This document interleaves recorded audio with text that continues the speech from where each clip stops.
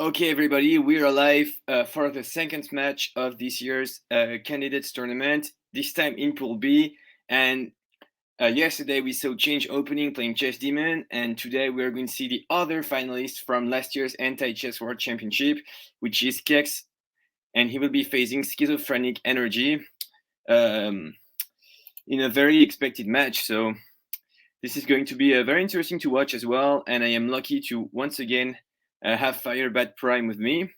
So the match is scheduled at 17 UTCs, which is in 1 minute. So we will soon we'll still be watching those two players get at it. Hey guys, and I was just trying to send a message to let everybody know that this was going live, and apparently I can only send so many messages in a certain amount of time, so I'm not allowed to send another message. Oh. So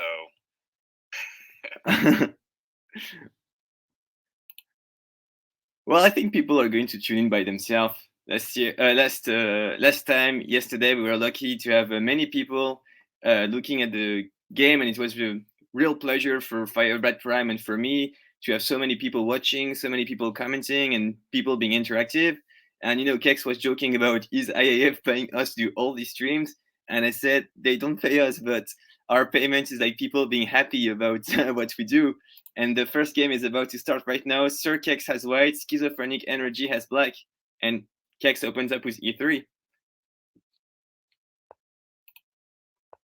all right, he's done a lot of prep. Oh, I'm sure he has. All right, so this is the Canadian defense. 10 did this against Kex in the semifinals last year. Kex ended up winning the game, but 10 had mate, which is kind of tricky. Yeah, and I think actually P7 tells me this opening. It's not very not a lot of people use it, but it's not something that comes out of nowhere. Like some people have used it, and yeah, it's called the Canadian attack also for a reason, as you said. 10 used it. But maybe Schizophrenic Energy is not so familiar with it. He's starting to take a little bit of time to think about it. And I think in this opening, the theory move is G5. And then maybe Queen C7, Queen B6 or something for black. But I think G5 is the mainstream move. I might be wrong about that. Oh yeah, and he goes for G5.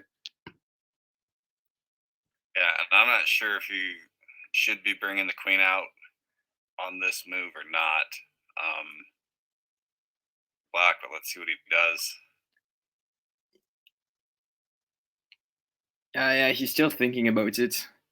And yeah, good opening choice by Kex there to go for this Canadian attack because he's already more than 1 minute up on the clock after only move 6. So Schizophrenic is getting into time trouble already, which is interesting.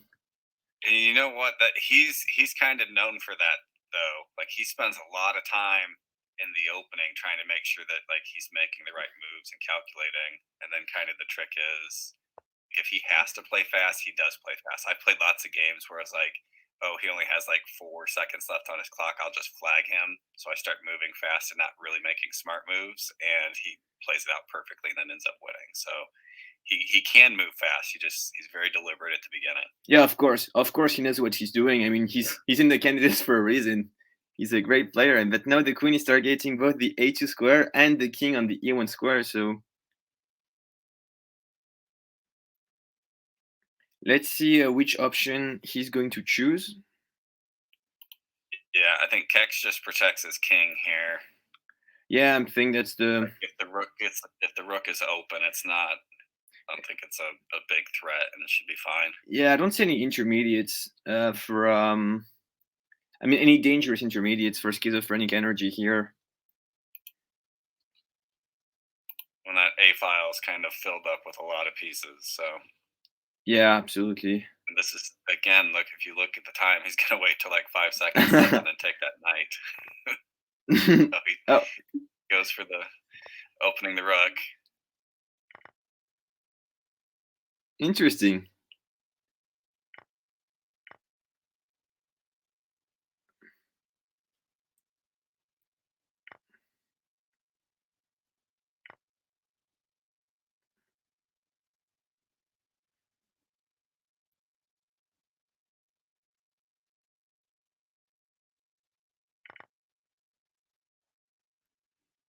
And now he has 30 seconds with the scramble, so he still has a bit of time to figure out what's next. And he's got 2 bishops, but all of Kex's pieces are on the right side of the board. So yeah, he's gonna put a pin on the white bishop, but I don't know if that's much of a threat. Like schizophrenic here that gets rid of that bishop. Yes. Yeah, and he gives up the pin. And that kind of puts a bit of a trick on, or a trap on Kex's rook. Yeah, the rook is kind of stuck, whereas Schizophrenic has a beautiful rook there on the A8 square, just having the whole file open. The rook can move to B8 potentially. Lots of things can be done.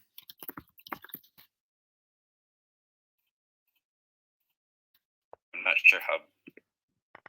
Okay.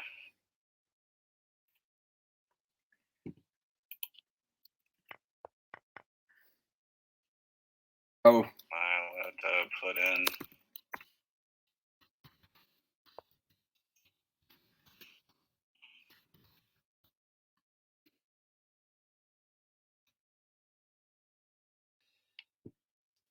And Schizophrenic goes for rook G8. I'll maybe put a link for Fins. It's probably going to be easier this way. I think I can get the link to the stream. I got it. Oh wait, you got it too.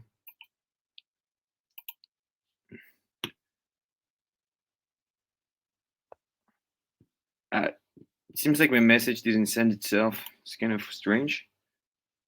Wait, so I was busy checking out. Okay. Oh, nice.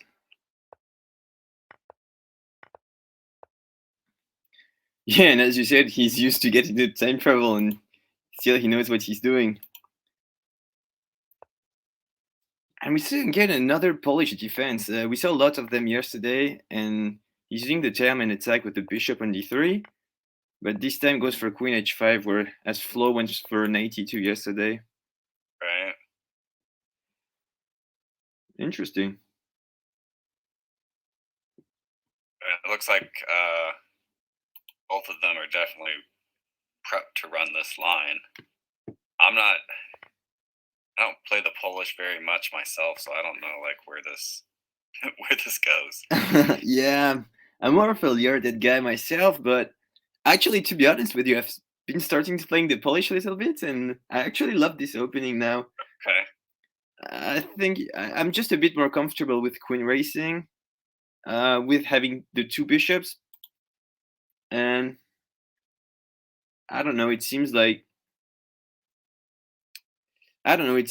more playable than it used to before, and top players use it for a reason. An interesting comment there by Finn saying that Schizo can seem slow, but he can speed up in the endgame, and sure he does. But Tiger, I don't know, man. He can speed up anytime. He's one of the best players too in 1+2. He's one of the best players in any time control, because he's been doing fantastic. Well, I think he just means that Tugger's known to be really fast. Oh yeah. Can play fast. He just at the beginning he always playing slow. They really blitzing these moves out. And so Black's gonna have to take the rook, and White is gonna have to take the knight, right? Yep. Right. He can grab the bishop, but then he's left with that b pawn. Oh, that's interesting. I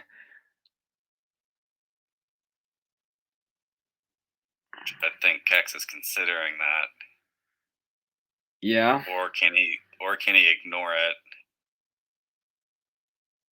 I mean, he's not going to be able to ignore it for a long time, because once Black goes for b5, I don't know how he can ignore the bishop. I mean, if Black plays b5, White's gonna have to sack the bishop.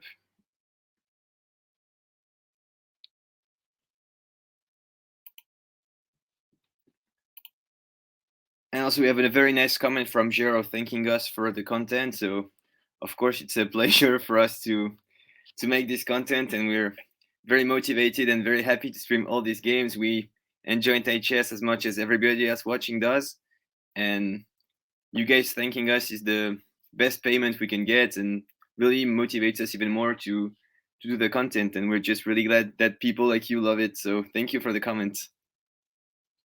I think we're competing with the anti-chess revolution right now. There's a lot of yeah, of course. I played a little bit like an hour ago, and there were like 3,500 people in there playing. So that's impressive.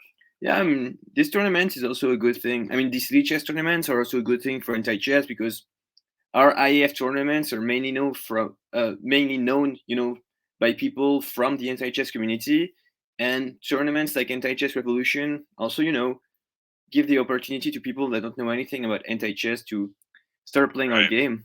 Yeah, like if you look in the chat there's lots of people asking like, hey, what are the rules? I don't understand what's even happening. So people are like trying out anti-chess for the very first time. Well, I'm glad they try out, and I hope they get addicted like we are. Okay, so what's next now for white? Maybe 92 seems like an interesting move, threatening the bishop.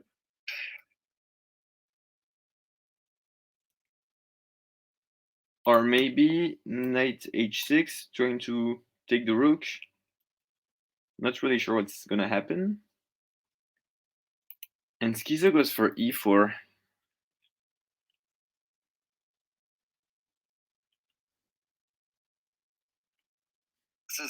This is tricky for both of them. They have to be careful. So Schizo has both of his knights, which are on a dark square at the moment, so they have to move to a light square. So, like, Kex might be okay, but he has that B pawn that he needs to figure out. And Schizo's can ditch his knight and then the rook. Like, if he can, he's got to line up all of them, though. I don't know what. Yeah, and Finn suggests knight b3, which is interesting.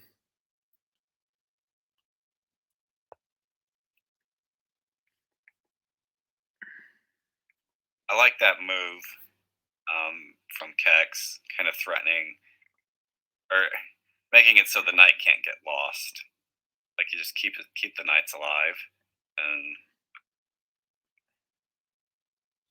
and now what's next for Black's knight? Okay, he chooses knight e7.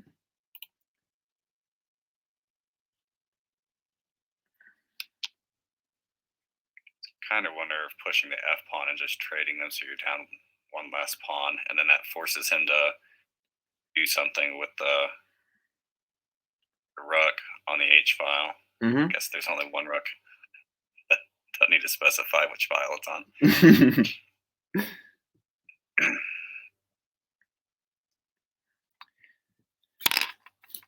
Yeah, this position is tricky, although it looks maybe a little bit better for white because white has a rook, can develop some threats. Black has two pawns, but schizophrenic. Both of his knights are on the dark square at the moment. But what do you think about knight e2? I mean, I've been saying this for a bit, but it still seems like an interesting move, right? For to try to trick the bishop. I think knight e2 is probably the way to go. What? He's gonna play with the two knights. Whoa! Oh my god! I was expecting anything but this. Oh my!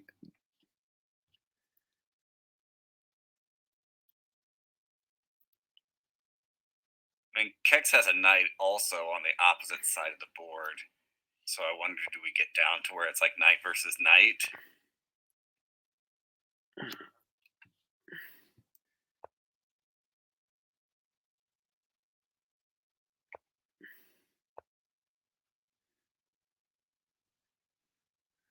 think he has to push the h pawn, right? There's no choice. Oh, nicely done. Oh wow! And Schizo is up 2-0 after 2 games. So we're gonna see E3 from Kex again. Yes. Yep. Okay. And Gitzo almost always plays C5. I think that's Polish is his go-to. And the this new game, variation here, bringing the queen out.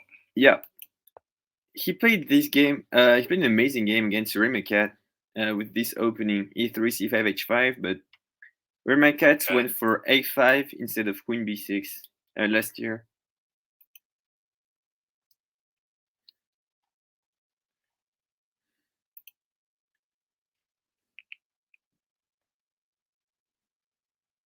Kex needs to be careful with the capture order here, as he still has his light squared bishop is sitting wide open to be run. Yes, that's good. That's a fair point.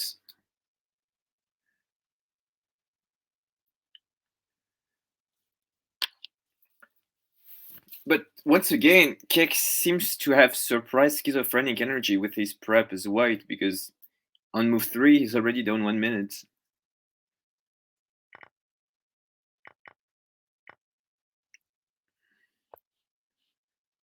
Yeah, the bishop had to go. Yeah, nice move, bishop c4, probably straight out of the prep. So we're probably going to see king takes bishop there from white. Yep, I would think so. No, we won't. Wrong again.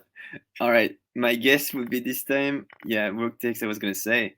And we've got this pawn, this h pawn that can, of course, pin the black's bishop, but it can also go to h6 and try to lure in black's bishop later in the endgame. So Kex has a very powerful pawn, but on the other hand, Schizophrenic has the material advantage, although his pieces are stuck in. So it's going to be interesting to see which side prevails here. I think he has time to develop them though, and he's got his c pawn kind of threatening grabbing knight from Kex, kind of sitting in a nice spot. Yes, and Kex is going to have a little bit of trouble developing himself even. Yes, but I would say that Schizophrenic is one of the best Polish defense players as black, and you often get these positions when you have your two bishops stuck in this opening, and he's where he is. I think he's not too worried. He's used to playing this position, so I mean it looks hard to play, but he knows what he's doing. So.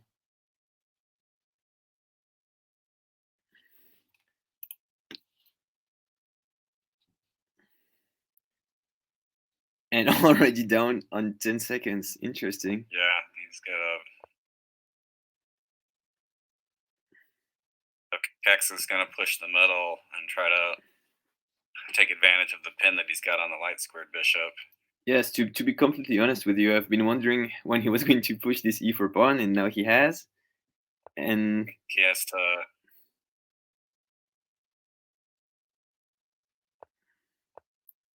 Say, I feel like Kex needs to develop that knight, which he has now. And I feel like the time advantage here is just really Kex with 2.5 minutes and Schizo with 11 seconds.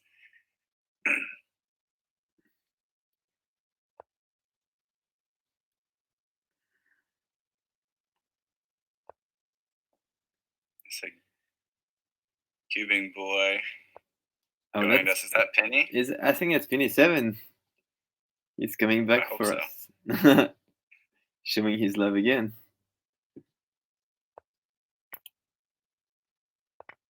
And somebody wanting to promote us.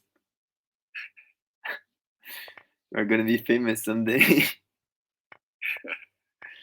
But enough with just a small fee, right? Just a small fee. The price is low. All right, good cleaning by Kex. I think the time pressure really. Yeah, I got to. Played a role there. I'm just gonna. Didn't even see the last couple of moves there. It went too fast for me. And I just gotta put this from white's perspective here.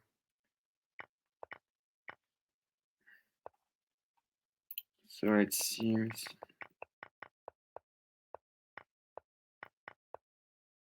It's similar position from game 2, right? We have the same position once again.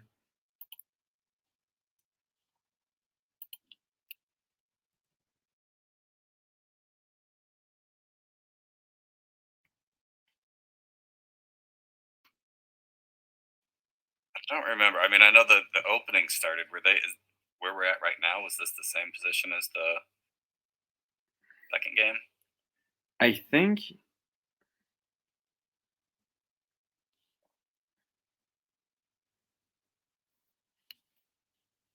Yeah, I think it is, but maybe my memory is playing tricks on me.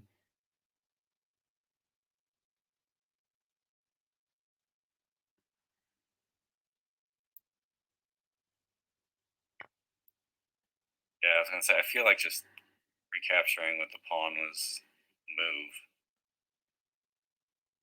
I feel like Schizo has a plan here. Like he's definitely prepped this line. Yes, I'm sure he has. This time he's the And one again, with the time advantage. and since he plays the Polish so much, I feel like I'm a little surprised that Kex was using the Polish since that's what Schizo uses. The same with how Flo used the Polish against Chess Demon, and that's what Chess Demon uses, like playing their own line against them. It's not always easy to play against your own lines. I mean, when I play against Liardet, I'm never too happy. I mean, it's kind Oh, of sure. hard to break down. Yeah, and I mean, yeah, either the Leodet or the Polish are strong defenses against E3. Those are kind of maybe your top two defenses, so it makes sense to use them. But Yeah, and of course, I think people probably don't rely too much on e3, e6 because of the queen races, and maybe not too much on e3, b5. I mean, we saw Flo playing b5, g5 yesterday, yeah, that was a crazy game. but it seems like he played this out of desperation because he clearly didn't prep his b5 g5 because he was already. I checked on Stockfish later and he was mated on like move 3 or 4, which is very unlike him. Yeah, I looked at that game too because I was wondering because there was a position that we were looking at. And they're like, we think that this is made for white, but it's really hard, and it was. But Oh yeah, then I mean, at one point, Chess Demon, I think he brought his knight to E2, and it flipped it over so that then Black had mate, and I was like, holy cow! That's an interesting thing about anti-chess is you can be winning and you make a mistake and now you're losing. yeah, I mean, things can turn around much quicker than in regular chess.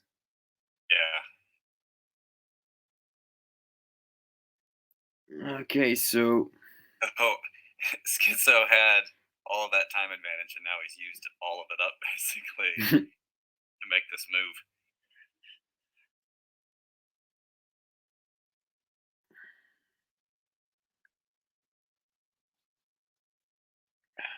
I don't really know because the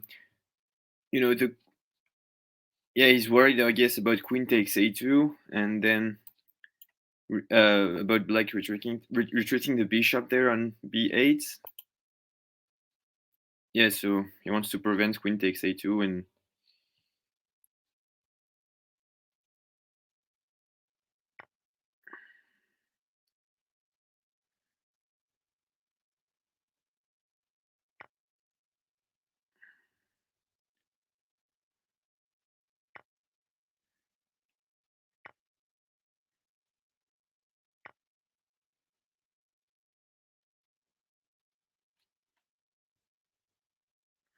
This is interesting. I can't tell if it does white just win or I think black has to take the bishop here. Yeah, no rook.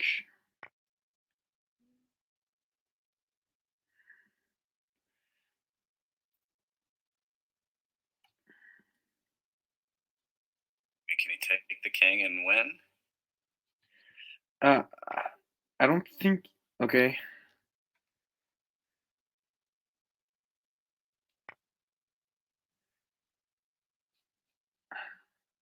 A8, A6.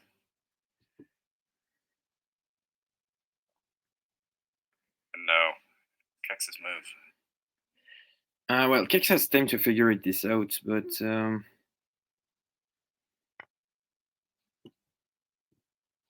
I don't see how white can. How. Yeah, white's time. Oh man, But I think it was a win for Kex anyway. I didn't see what diagonal the queen ended up on to see where it could get the pawns killed. But now it's 3-2. No, 2-2. I'm sorry. 2-2. Yep. Kex is coming back.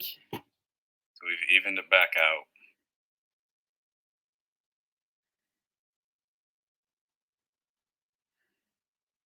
Wait a second.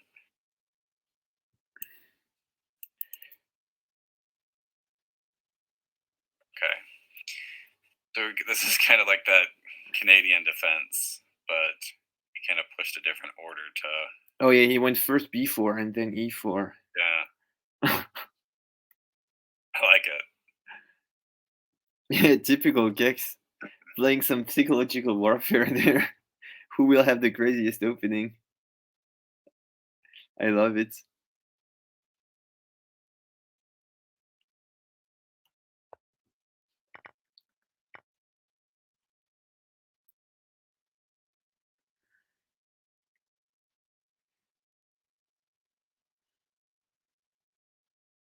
Question is, does he? Well, brings his queen out. Queen h5 is interesting. People usually play queen g4 in these positions.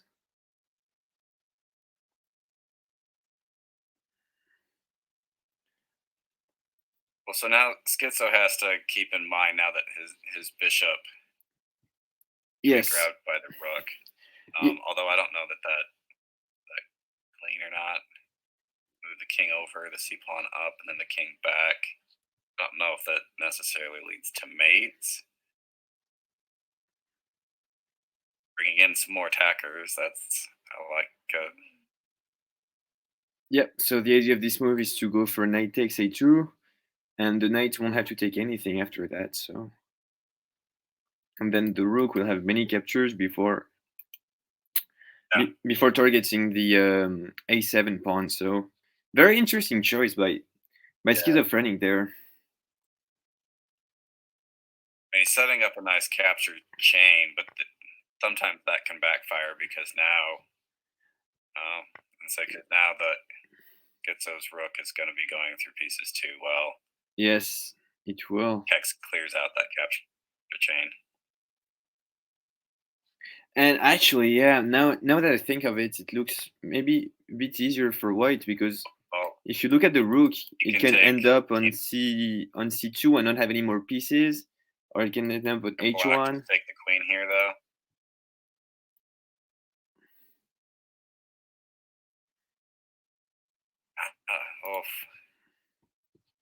Black takes the queen, and white captures. No, that won't work.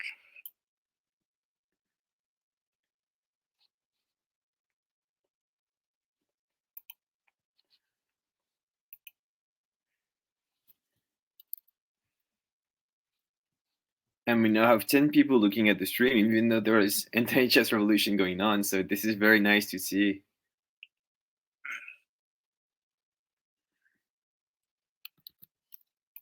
I feel like rook f2 is just going to happen.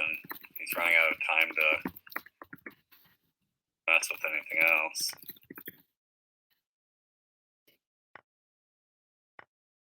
All right, so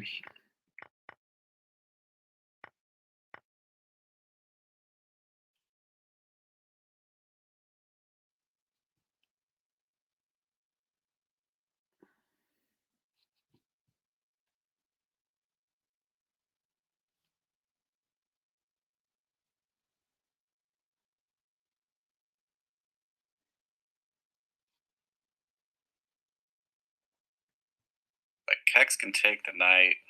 I don't think he can. You don't think so?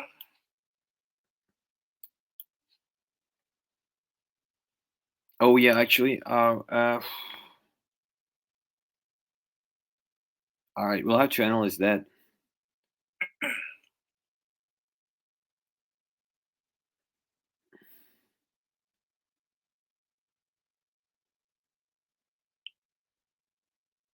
Oh, not flagged again. Oh my!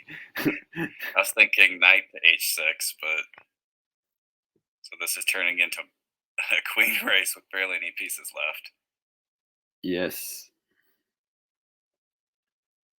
I think he moved with like 0.2 seconds left. Yeah, he did. He did. Point two.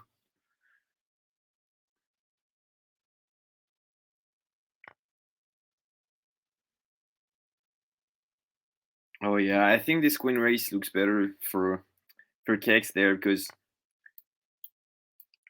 black doesn't have many options, and once again, black's gonna have to take on e4. Then c2 and d2.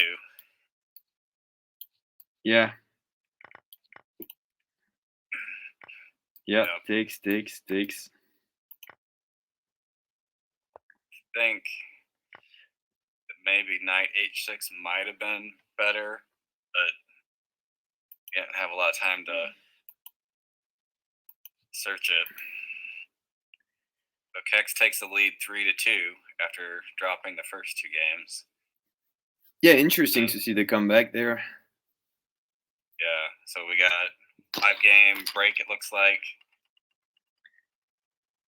And interesting to see that in every single different game as white, Kex has brought like a new line against the Polish defense. So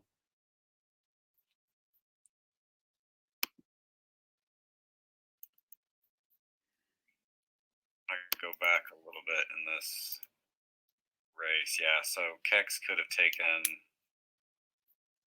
He has mate if he takes the.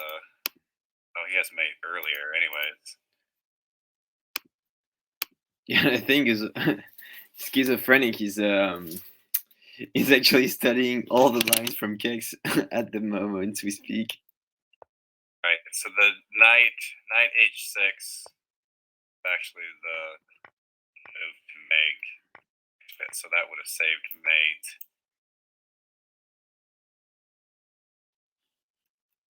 So then the position would have been even after that. Interesting.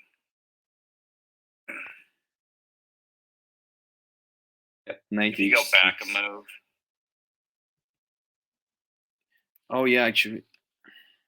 Yeah, so that's where I was thinking that. Okay, yeah, I was calculating something else. I was just afraid that we will have like black capturing this and just putting the queen on h8 and then drawing the rook, but I guess I was wrong there. And if we continue knight h6, we'll have saved him, but I think the weakness there was that all the captures were forced and it was very easy for Kex to calculate, and he had so many options there.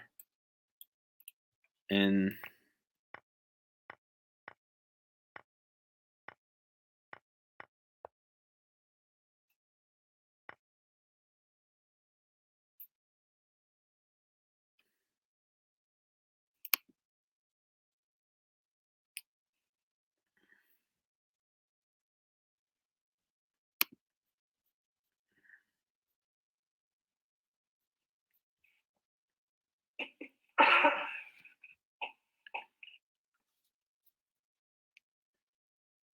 You think we'll get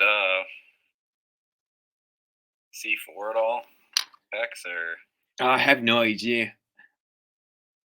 Well, I would assume that Azoha has prepared many things against T4, but probably Kex prepped all those things as well. So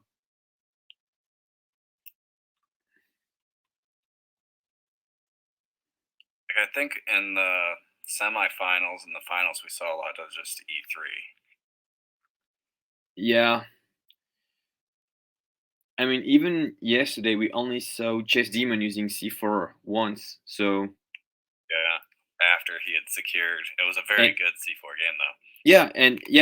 And that's a very good point to make, that he actually used C4 once he had secured the win. So that just tells you how much people are addicted to E3.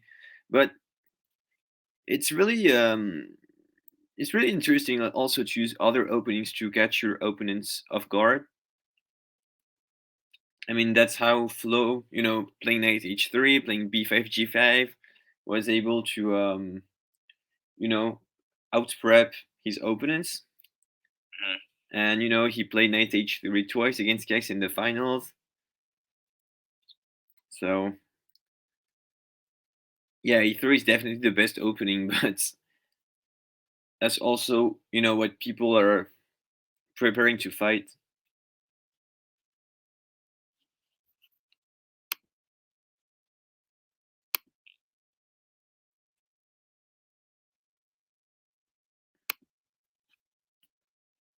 I kind of wonder too, like what these guys are doing during this 5 minute break. Like obviously going through some lines and trying to figure out, oh, I should have gone here, here. But so then I assume that the players are also considering just running completely different lines altogether if they're not comfortable with it. Yeah, I mean, uh, I don't know if you remember, but yesterday during our stream, when we stream Flow versus Just Demon, Jax actually said that he had prepped 22 lines.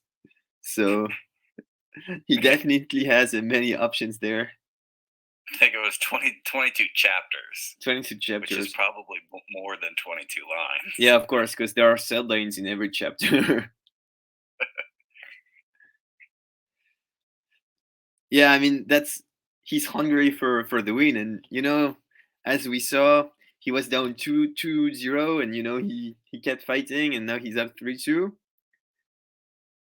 So this is an exciting match. It's really anybody's game right now.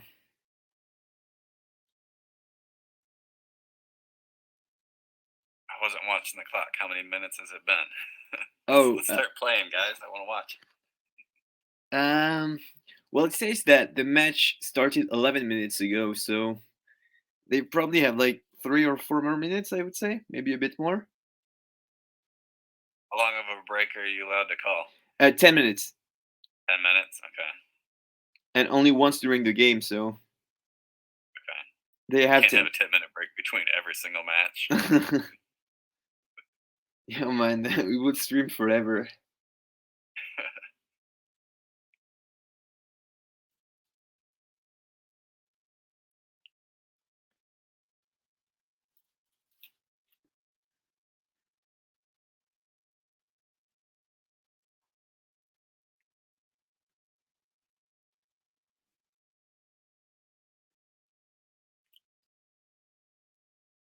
So are we just going to see the Polish every game from here on out? Because that's what we've been playing.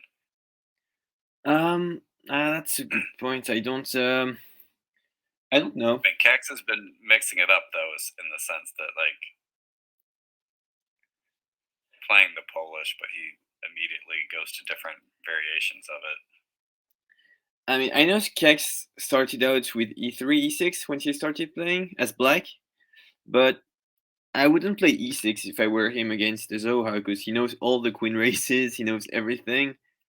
He actually has a very good study if you want to improve your E3, E6.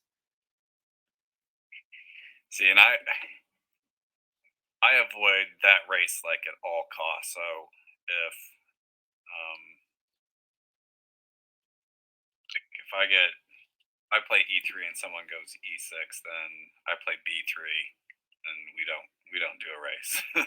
Yeah, I remember that. You actually had a YouTube video about how you use this opening to set up the I forgot how you call the move, The joust. the joust, yeah, the joust. Joust. I actually did it last night against a strong player, like 2100 rated player. Yeah. It's just it's a fun trap, really, is what it is. I've been trying to find ways to incorporate that move into a few more lines than just that. Yeah. Hopefully we're gonna see a joust in the candidates. That will be nice. I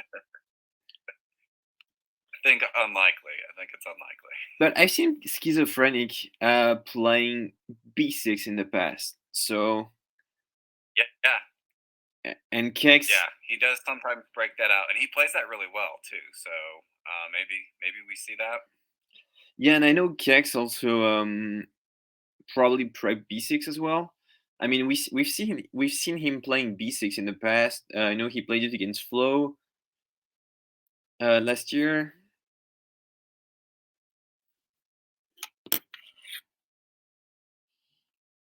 Well, both of these players have very deep opening like books and studying. Like I think Ozoha even had multiple studies of like every possible opening that was really in depth. And I don't think it was completed, but had a lot of stuff to it. And then I know Kex has got plenty of his own as well. Just really studying these openings. And Yes, and well, actually, Zoha has one study which is public. Its name is Encyclopedia of Antichess Openings, and it's an amazing study. I mean, it's really a gold mine.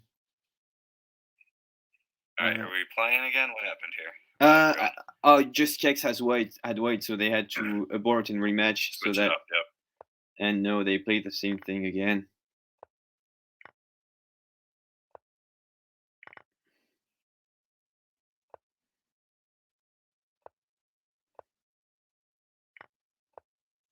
Oh, something different. A little bit different, but they're both plowing through this. So, well, I think Schizo had to prep different possibilities in this opening, so maybe that's why he's playing fast. Retakes with the bishop here. That's interesting. I mean, the one's double covered, two's double covered. It's kind of like that C4 square.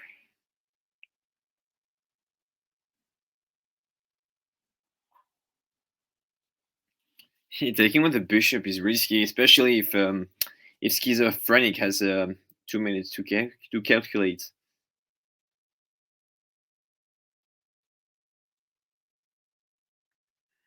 I mean, I think it's safe, but Kex is attacking the C2 pawn with this queen and kind of nest himself in there with multiple captures.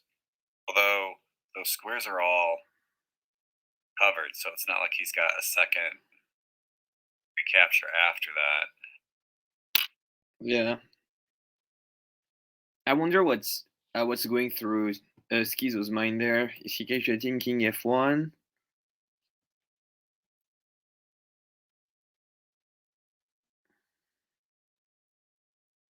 Well, I'm wondering if he brings his rook, maybe like h8 or something like that, and comes down and.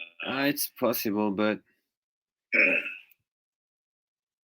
that might just lose. Oh yeah, probably. But I think he would probably play something like king f1 or I don't know, knight c4 or something to try to like lure the bishop before bringing the rook to h8. I don't think he's going to get rid of his king. Oh, I don't think so either. The thing is, moving that bishop out to a6, like if Schizo doesn't address the bishop and like bring it into play, then it can grab like the knight or like, get one of his pieces out if he's not too careful. Yeah. And he spent all his time on one move. He's gonna wait till 0.2 seconds on his clock. He's gonna move. Let's see if he can beat that and do a 0.1. 0.1, yeah. All right, so I think that was the safest play. Maybe not. I don't know, because now the queen's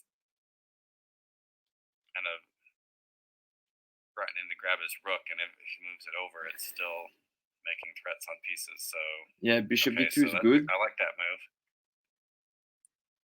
Or does that not work? Well, X captures and then takes the captures the bishop with his queen. No, that's backwards. Never mind. That would still be okay though, right? Yeah. Yeah, it's still okay, but I thought he was gonna go for maybe taking the rook or the pawn with the queen. I have to capture with the pawn there.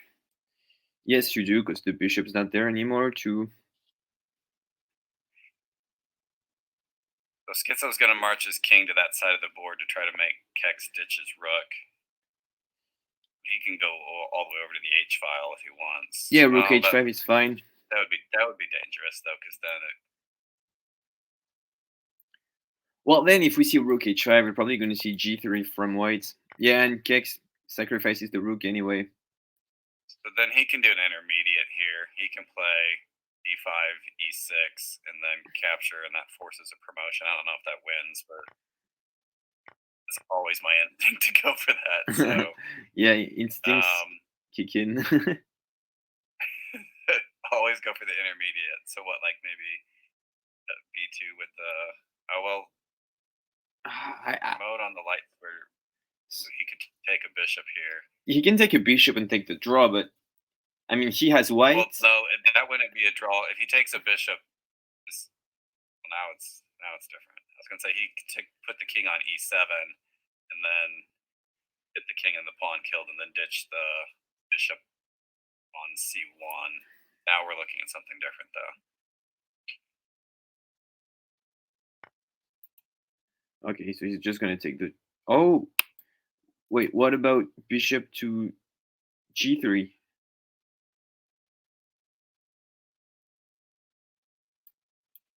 Double his pawns. Right. It still feels like a draw, though. Yeah. He can. I mean, if he moves that pawn up, he can ditch it. Then e3 with the pawn.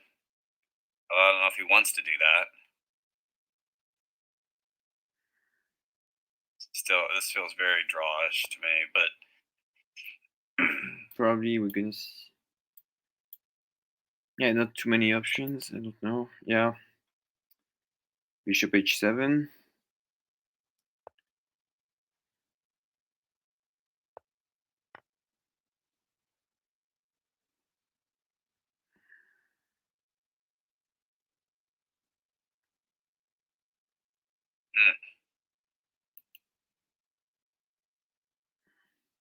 maybe Kex is got mate here. I don't.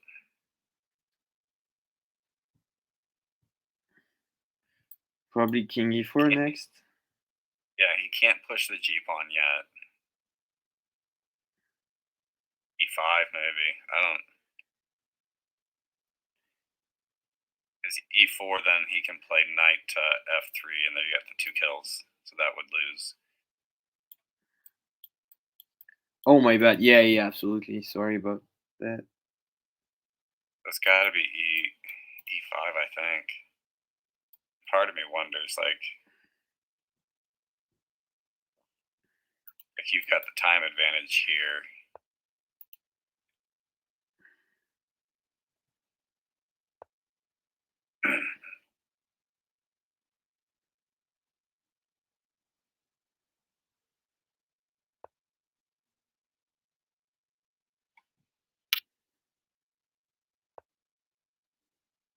Yeah, again, this feels drawish. I don't think.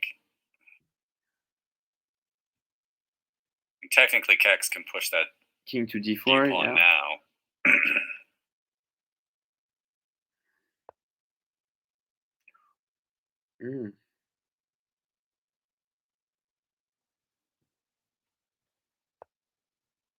Okay.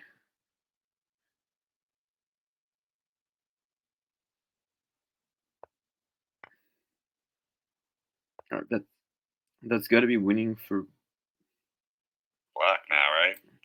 king you can't get that. You can't get that g pawn killed.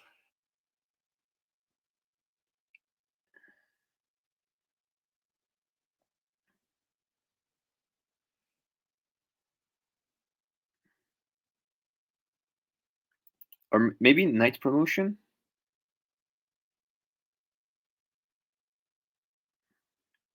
That would be interesting. I think yeah, king e3 looks good too. I mean, does f5 and then a bishop promotion, does that win? Well, I'm not sure. King can move over, but then you can still pin it. You got But f3. It's just a matter of how fast the pawn is going. So let's say he sacks his king. Yeah, he's got it. No. Oh yeah. Oh sorry. I thought. Oh yeah. Just the right timing. Yeah. Good calculation.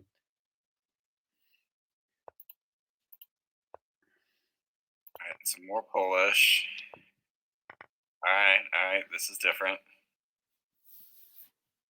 So again, Kex is playing variation after variation with this. Well, he's I got love. 22 chapters. He's got to use them. He does.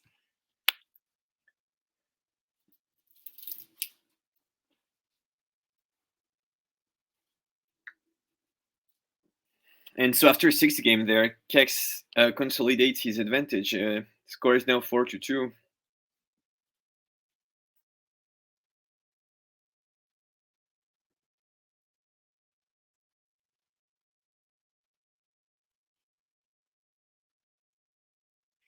Kind of like my guess is that Schizo goes a5 with the queen and then just recaptures back on d7.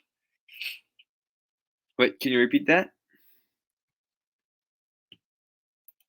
Queen to a5.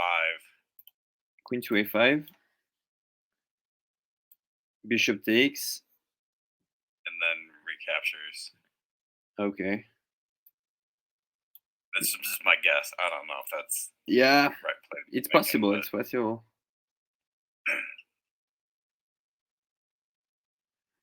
Maybe he waits till 10 seconds before he makes that play, though.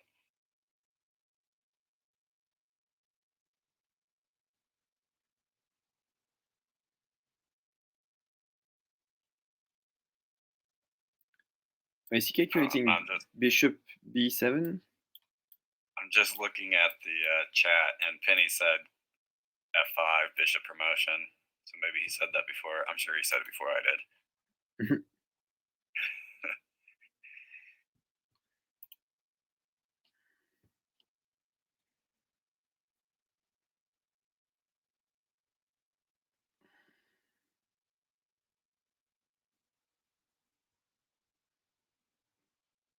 Oh, he went less than 10 seconds. I thought he was going to wait till 10 seconds to move, and he went under.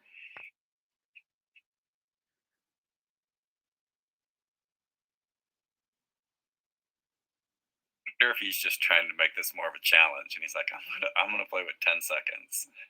Kex can have 2 full minutes. Is that mate? Yeah. Knights. Yeah.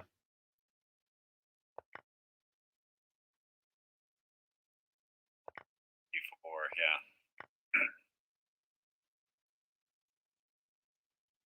Still need to do this right, though.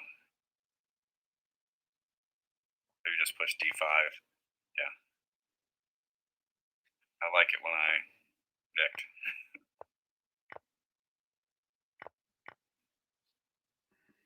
All right, 5-3. To 2. Sorry, I keep looking at the global score. The total, the total score as opposed to the series. All right, so we're going this line again. And Kex is like, it worked last time, so we'll say, yep, queen takes with the bishop again. Yeah, I'm very surprised that Schizophrenic keeps playing the same line as White, because out of the 3 games he had, he lost 2 of them.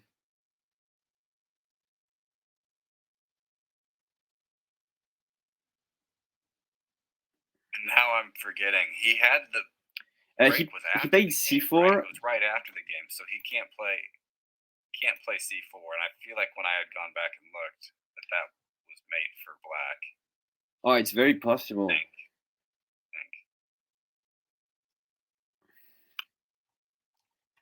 So no, Zoha has he's back against the wall, and he needs to win the next 3 games to have a draw. Penny says this is terrible for Schizo. Is this mate right here, Penny?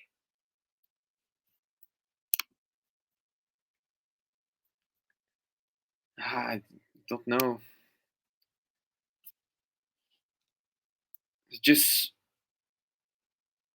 looks very ugly. Okay, so he meant the last game, and he's unsure about this. I want to say that when I looked at this right after the game, right when the break started, that pawn to c4 is mate for black. I think that's what he played in last game. Yeah. So I expect it's got to be something different.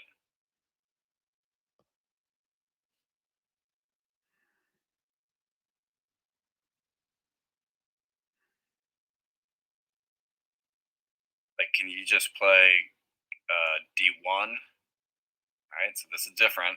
It's bringing the knight out right into the middle, where it can be grabbed by multiple things.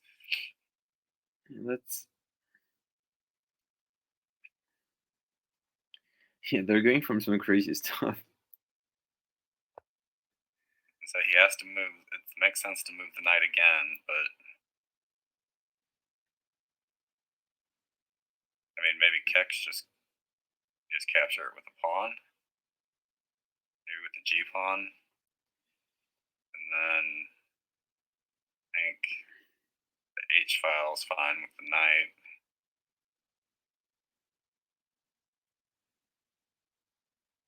So I think Kex will like just where his queen's sitting. Yeah, just.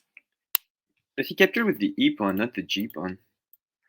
All right, so now both of Kex's bishops are open, but he's got queen sitting in there, making it complicated.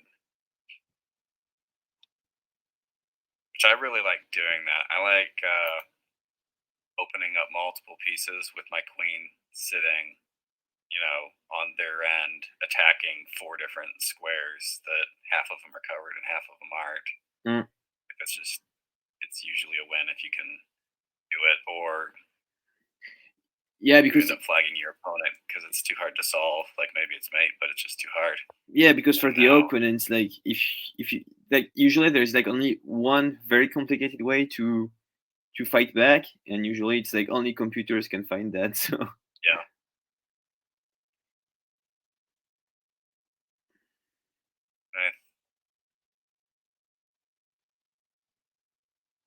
I believe taking with the knight is safe, right?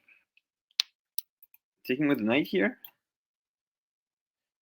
I think, but then like you'll have 2 bishops and a knight, so maybe that's a little bit dangerous. But if you capture with the D pawn, then that H pawn's double covered. Okay, so so is he gonna get capture with the bishop? I mean, maybe, probably not. Can you take? Yeah, maybe you do take with the bishop.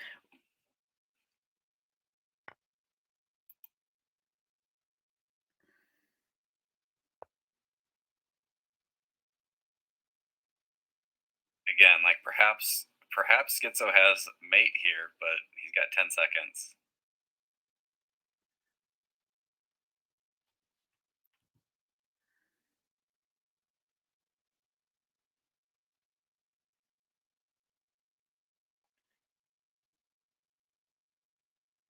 And you'll end up with like a bishop versus rook. If he takes on A2. Oh no. Then he would have to capture with the rook first.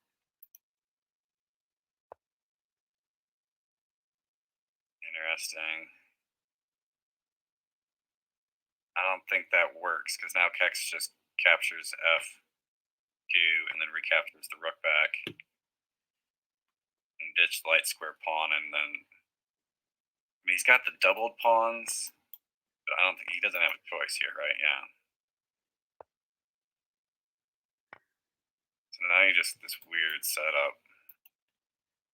It's going to be a fun endgame. Yeah, I mean, now the clocks are a little bit more even. They're both basically 25 seconds left. Kex has a little bit more material, but he's got the doubled pawns. And I think Schizo can push his G pawn. I don't know if there's anything that's an interesting move. He's saying here you can get rid of your king and your pawn, but you still have that knight on the dark square. Yeah.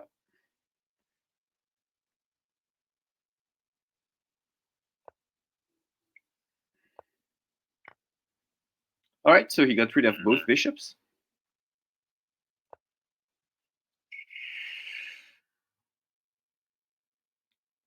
Maybe he just marches his king over towards that other side. Yeah, I was about Ooh, to say probably king d2, but he goes for e4. I think he has to ditch the knight here, right? Well, he will have to ditch the knight at some point. Yeah, otherwise it's mate.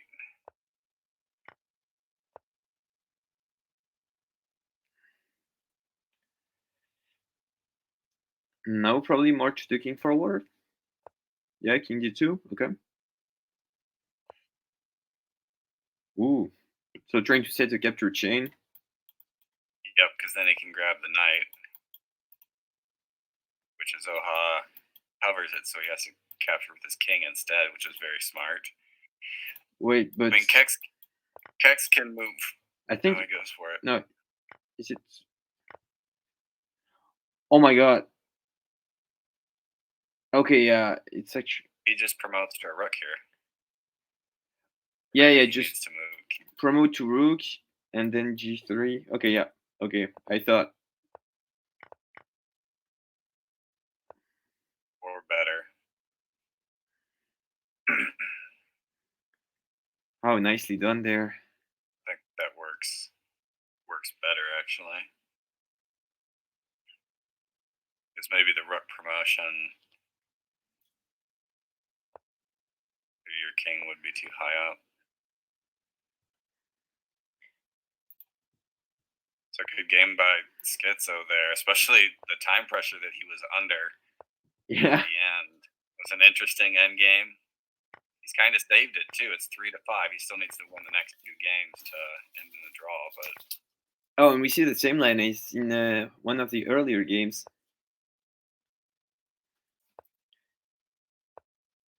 And he plays d3 again, okay?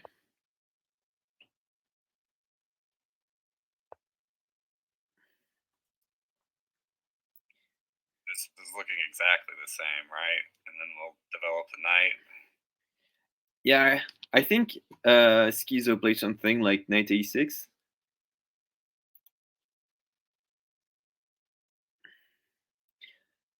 All right, so Kex is bringing his knight towards the left side of the board, trying to trap this a pawn potentially. Can Schizo play like e6? Can he play e6? Yeah, I think he can.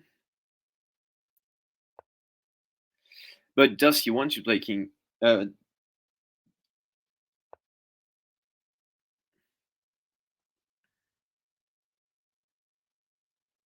Because last time he actually played e6, something like that, and then at some point, Kex brought his rook to e1, and then the pawn to e3, and Schizo was in time trouble, and he just fell into a simple cleaning. So he's gonna have to be careful about that. Yeah, I mean he's got 2 bishops, kind of stuck. Like the one's pinned at the moment. The Well, other one can become pinned. only one of them is Second. pinned so far, but I don't like the black bishop either because let's say h4, h5, h6, and at some point the the black bishop can be under attack as well. Yeah. It's tough position to play for black, more material, but everything is kind of stuck. Well, except the rook, which is quite nice, but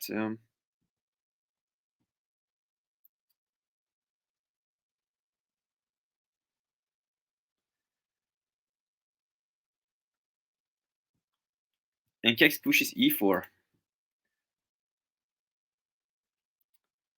I mean, yeah, I think just pushing in the center. Well, it's pretty strong because he's taking advantage of the white bishop being pinned. Of course, black can play d5, otherwise the bishop would be on the loose, and then just knight f1, and all the pieces are going to fall.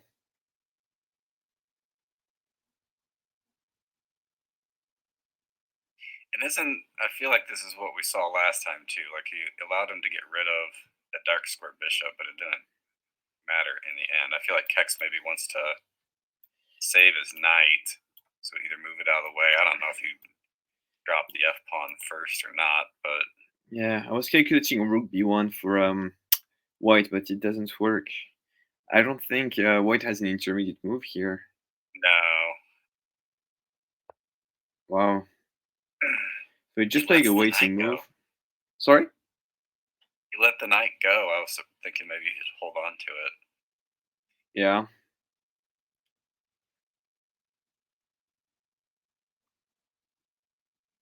Again, though, he's got the huge time advantage, and he's got the pin on the bishop. I mean, do we see the b pawn being pushed? Yeah, I mean, yeah, you're right. He's gonna have to push the B pawn sooner or later, and have A and B for black working against the A pawn for white. It's always good to have a 2-on-1 because you can promote faster. Rook Puts the A8. rook away. Interesting. I wasn't expecting that, but of course, maybe he was afraid of King C3 at some point. I mean, yeah, so he can put the knight there on a6 instead. Yeah. Oh yeah, good point. He can make maybe it's to free the knight also. Oh yeah, you were absolutely right.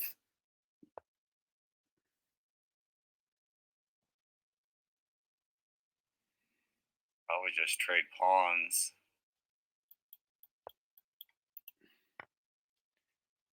But the question is he going to take with the pawn or the king? I think either is safe. Yeah, either is safe. But I don't know. I felt like if you take with the pawn, that gives you maybe a little bit of space to develop a little bit, but maybe that doesn't work because Kex Yeah, keeps it could pushing give you from the the center. possibility of playing bishop d7 at some point. But at least now the bishop seems more safe with the pawn in front of it.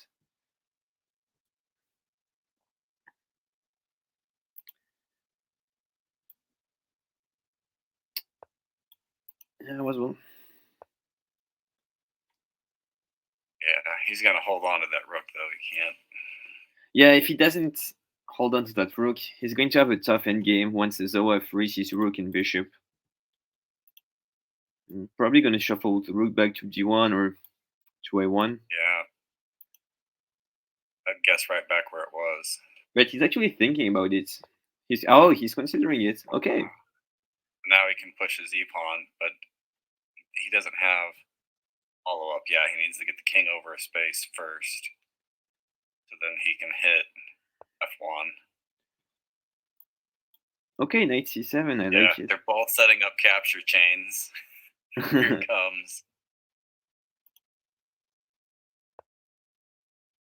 And Zoha defends by using the rook so that that pawn can be pushed. But okay, interesting. This is a fascinating endgame. Yeah, and as always, playing some very sharp moves.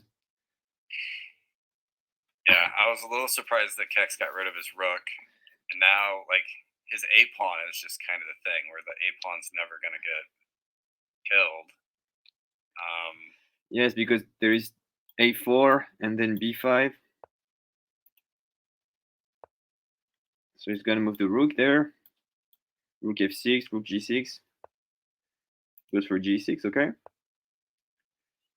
Yeah, I feel like Kex just needs to keep moving his king around back there. Well, that's kind of all he can do, unfortunately for him. Right. Well, So and probably gonna see the now rook. Zoha's threatening to get that a pawn over to the b file so that it has to march a distance as well. I'm guessing Zoha will bring his king up and into this game at some point too. Yes. Yes, because his king is a bit isolated there.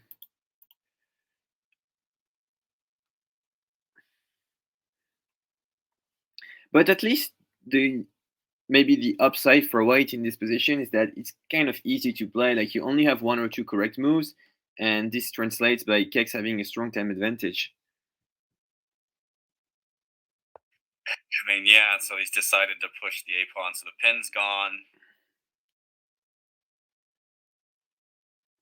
And so now he can't push the h pawn again because that allows Zoha to get rid of his bishop. Like just a king move is coming again. Yeah.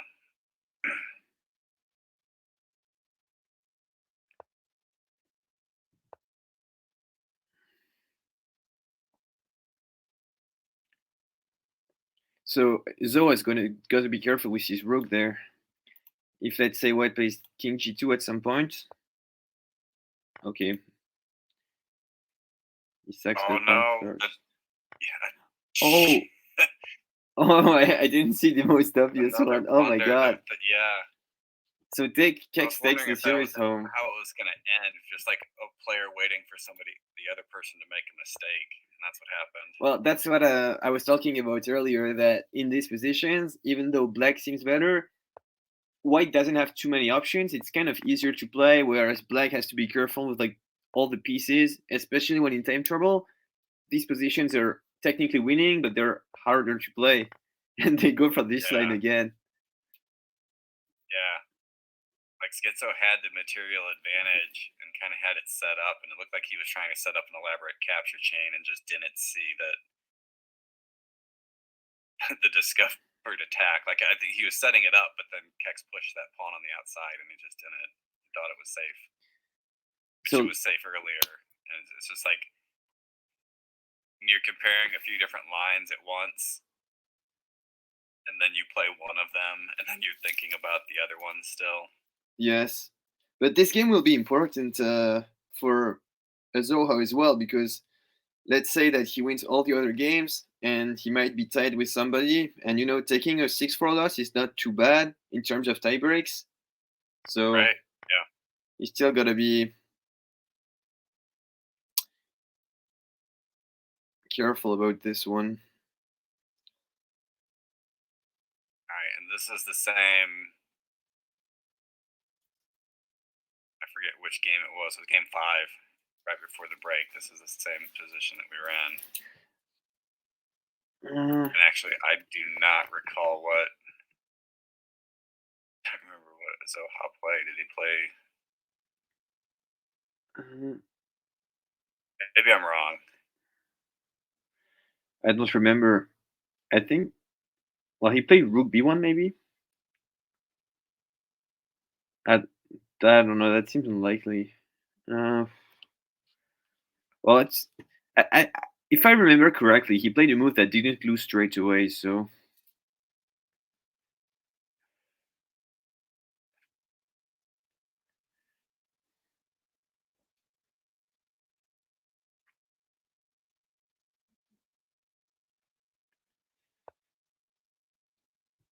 that was the move.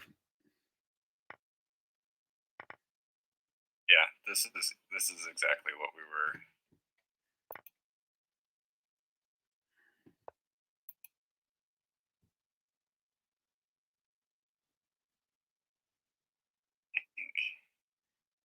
Although maybe he played knight h3 instead.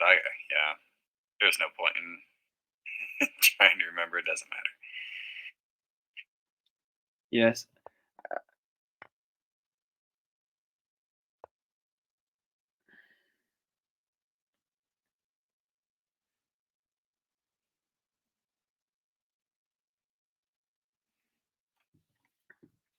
Yeah, good move there by Kex, freeing up the bishop.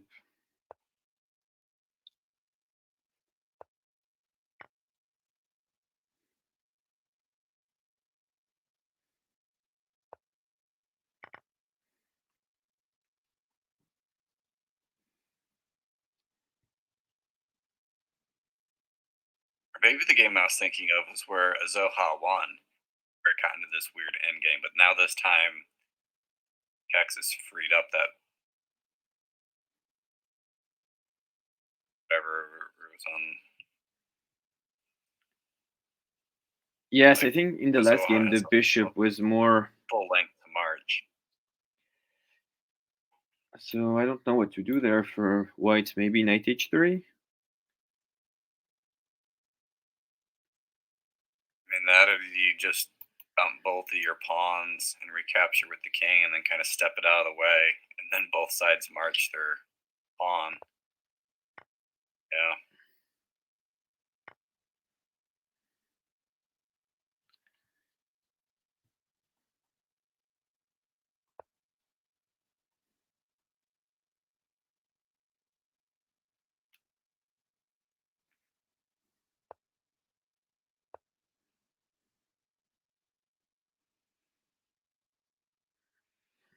And now this looks much better for black because this a pawn is far behind. Right, but they both have kings on the board, so it feels drawish. Yeah. I mean, he can push his king over to the right side of the board.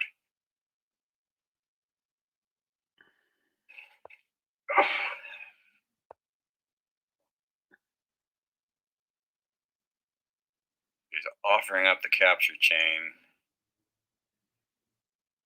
Well, yeah. I mean, But then he has that a pawn, but again, like you gotta the stick to draw your with king and your knight.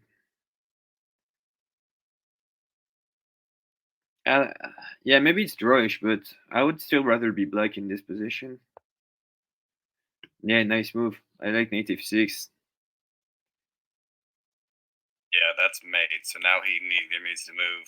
Yeah. Yeah, he has to sack.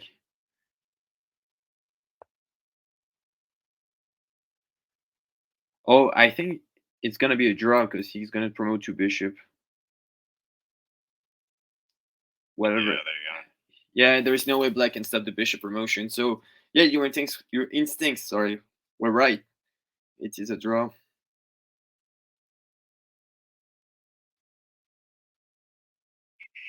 Checking to see if he can promote to like a rook or something to win, but nope, the bishop's the draw. I mean, that's still a good series, 6.5 to 3.5. Yeah, I mean it's a good series, and it's also a strong start from Kex, who showed some nice abilities to switch up the openings, to also master the end games, and maybe Flo had a little bit of time to get acquainted back with the candidates and the 2+5, but it seems Kex has done fine and was a very nice series and very enjoyable to watch. Yeah, well, and Kex went down 2 games from the start, but he kept his composure and played through and got the lead back. So Yeah, he went on to win 5 in well a done. row. That's insane. Yeah, Okay, so uh, there are still uh, 2 or 3 matches to be played. I know. So Valentino versus Subwitches. Valentino claimed the win, but apparently there are some discussions to whether the match will be played or not because Valentino didn't specify 3 a.m. or 3 p.m. So I don't know if the match is going to be played or if the tournament directors are going to award the win to Valentino. Maybe someone in the chat knows and can shed light on this matter. And the other matches are Pepsi versus Arun, Sudenurk versus the Unknown Guy Reborn, and I'm forgetting one. I think it's Devanch versus I forgot who. yeah.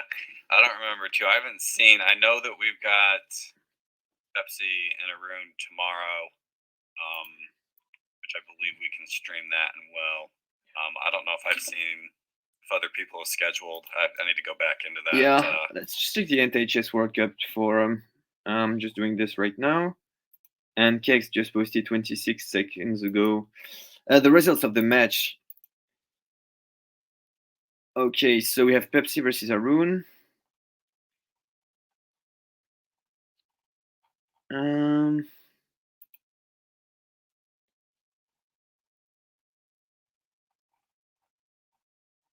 oh yeah, Devanch is playing Nuki. That's what I meant.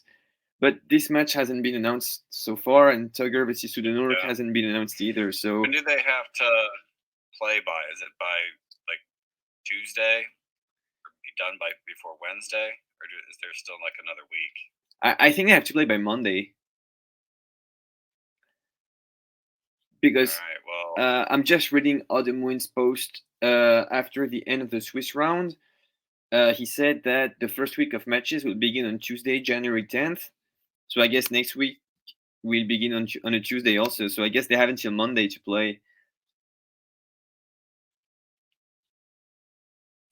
hopefully they get them scheduled, and hopefully in enough time that we can stream them. So Yeah. Well, I will let you know tomorrow, Firebite Prime and everybody else, whether I can stream the matches. I'm not really 100% sure I'll be available, but hopefully I will be, and you will be, so that we can stream um, the rest of the matches Monday. But I will be free tomorrow if there are any matches. So hopefully we will be able to cover every single one of the candidates matches. At least that's our goal, but it's probably a bit ambitious. So thank you everybody for joining us. It was a very big pleasure for me and for Firebite Prime to comment this match again, and we look forward to the next couple of matches. All right, we'll see you guys.